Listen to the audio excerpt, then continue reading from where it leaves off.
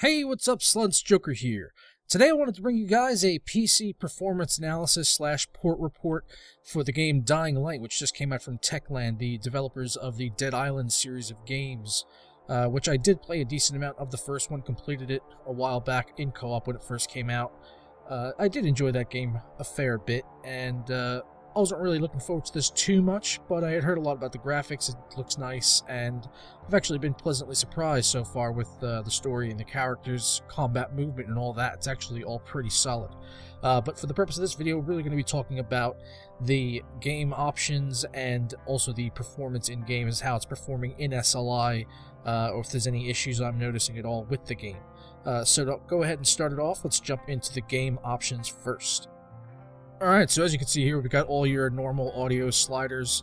I've got the music all the way down right now because I just don't frankly want to get hit with a copyright infringement thing, so just going to keep that off for the time being.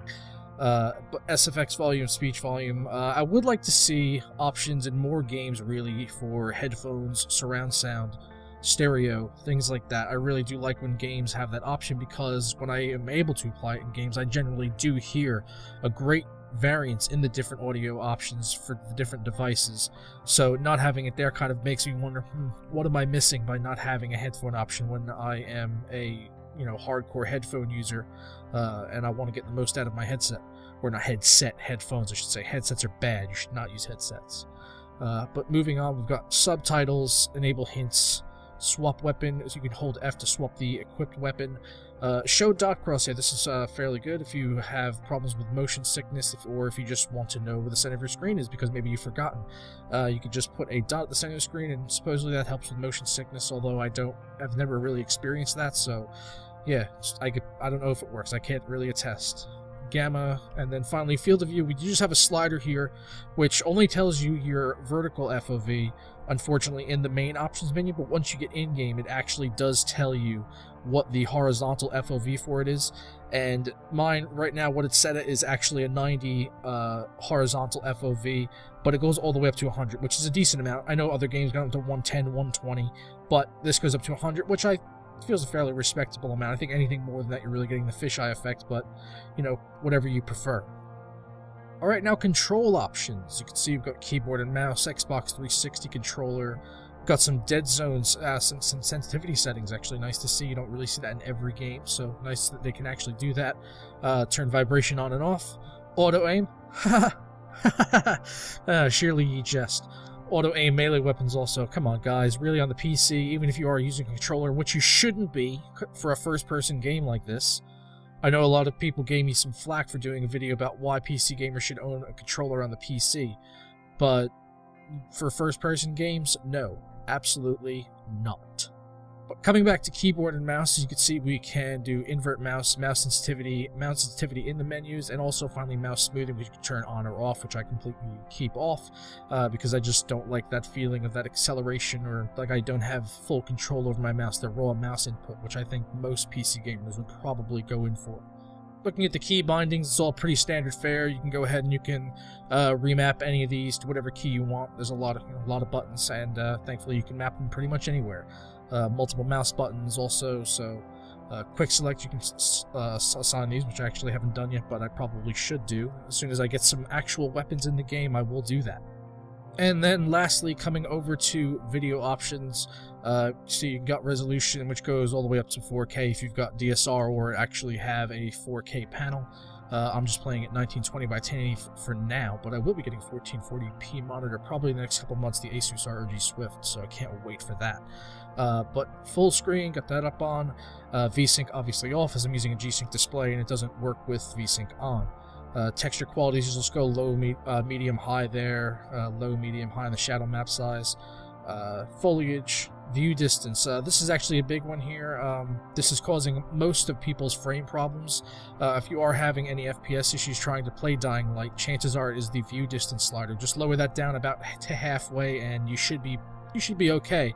And it really doesn't have that much of an impact. Looking off in the distance, you're not really seeing any textures clipping in like or popping in like trees or buildings or zombies or anything like that. Certainly not Assassin's Creed Unity-esque in any way.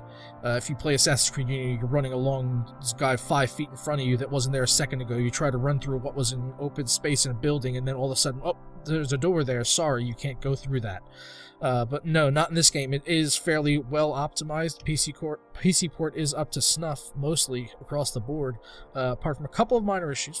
But once we get into the game, I'll get into that. And then ambient occlusion. This is a Nvidia GameWorks, so it's going to be HBO Plus on the ambient occlusion if you want to use that. And then we've got Nvidia depth of field, motion blur, and finally anti-aliasing. Motion blur I keep off because I just really don't like motion blur. And then anti-aliasing, I have no idea what this is. I don't know if this is SMAA or TXAA or FXAA or MSAA or MFAA or whatever other fucking kind of AA you can throw out there, but I don't know what that is. I don't know. It's anti-aliasing. We know that much. Is it NVIDIA GameWorks? I don't think so, because it just says the bottom there. It says HBO Plus and depth of field powered by NVIDIA GameWorks. So I would have to say that it's probably not an NVIDIA-specific technology, but you probably could use MFAA in the driver if you have a 900 series card, but as far as what that is, I just have absolutely no clue. So, yeah, we'll just move on from that swiftly and get into the game. Alright, so here we are now. As you can see in-game, I'm getting pretty solid performance in this area, up around 80 to 90 frames. This game does max out my video memory using all 3 gigs on the 780s. So it is sort of a memory hog, but thankfully it's not really causing any major issues like stuttering or issues with textures loading in, anything like that. Performance is all pretty solid across the board. I have experienced SLI flickering at times, and I hope there's either a driver put out fairly soon, or either an update for the game, and we can get that fixed. But as of right now, it's just, yeah, there's a little bit of SLI flickering every now and again. It seems to just sort of come and go. It doesn't really require you to reboot the game or anything like that, but it is there.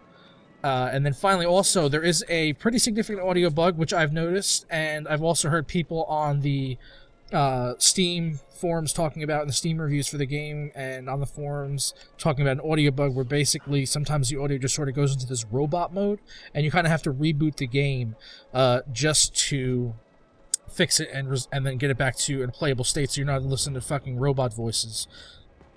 But so that's an issue, but other than that, it's a pretty solid port. The game runs fairly well, and you know, even out in the open world, everything is all running pretty smooth. There's kind of an annoying film grain effect over the game, I would like to mention, but hopefully there's maybe a config tweak or something at some point. You can let us know how to disable that, because I'm not a fan of film grain effects in games. But like I said, overall good quality PC port. Getting up around like 130, 150 frames most of the time. Apart when I do go into cutscenes like this, we were talking to someone, it actually drops it down to like around 65. It seems to be limited at that point for the frame timings. But other than that, you know, good quality PC port. Hopefully we get a patch in the coming week to fix the little minor issues here and there. And look forward to playing it more so I can get out a full review for you guys. I hope you did enjoy the video. If you did, please stick a like on it below. And don't forget, if you want to follow me or help contribute to future videos, you can always follow me on Facebook and Twitter at JokerSlunt. I'll catch you guys next time. Ta-ra! Shut the fuck up.